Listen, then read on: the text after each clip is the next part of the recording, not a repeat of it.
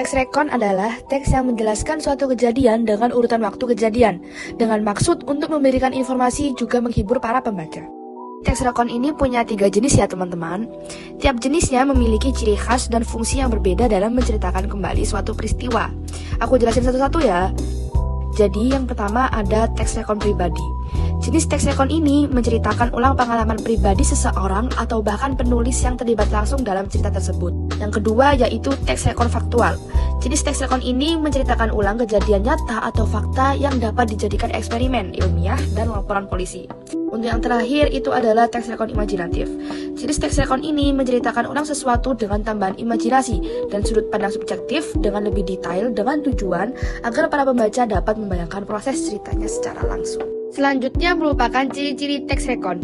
Pertama, bersifat faktual atau imajinatif. Yang kedua, menceritakan peristiwa masa lalu, yaitu berisi kejadian yang sudah terjadi, baik pengalaman pribadi maupun sejarah. Dan yang ketiga, disusun secara kronologis, alias menggunakan urutan waktu yang runtut agar mudah dipahami.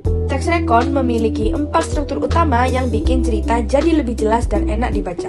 Setiap bagian punya perannya sendiri supaya kejadian yang diceritain runtut dan gampang untuk dipahami. Yang pertama ada judul.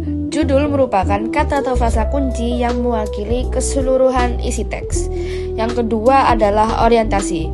Bagian ini berisi pengenalan awal tentang peristiwa atau pembukaan dari sebuah teks. Selanjutnya ada urutan peristiwa. Jadi di sini itu kejadian diceritakan secara berurutan sesuai kronologinya. Dan yang terakhir adalah reorientasi. Reorientasi adalah bagian penutup untuk mengulang atau menjelaskan kejadian dan biasanya disertai dengan komentar pribadi penulis. Namun bagian ini biasanya bersifat opsional. Teks rekon berfungsi sebagai media untuk mengingat kembali peristiwa atau pengalaman yang pernah diamati.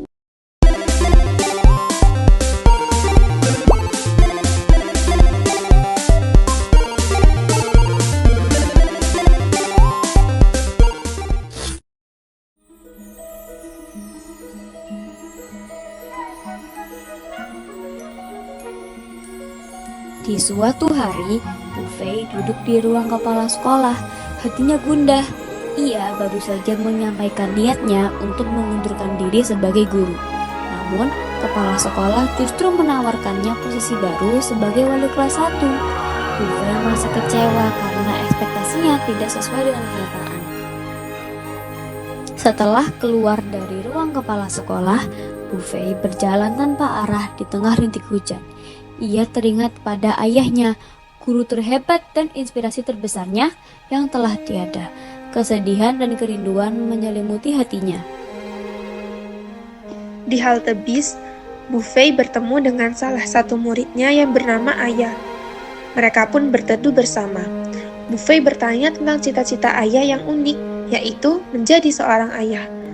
Ayah pun menjelaskan bahwa ia ingin menjadi seperti ayahnya yang bisa mendidik anaknya meskipun tidak membersamainya, dan seperti ibunya yang bisa mengisi peran ayahnya yang hilang.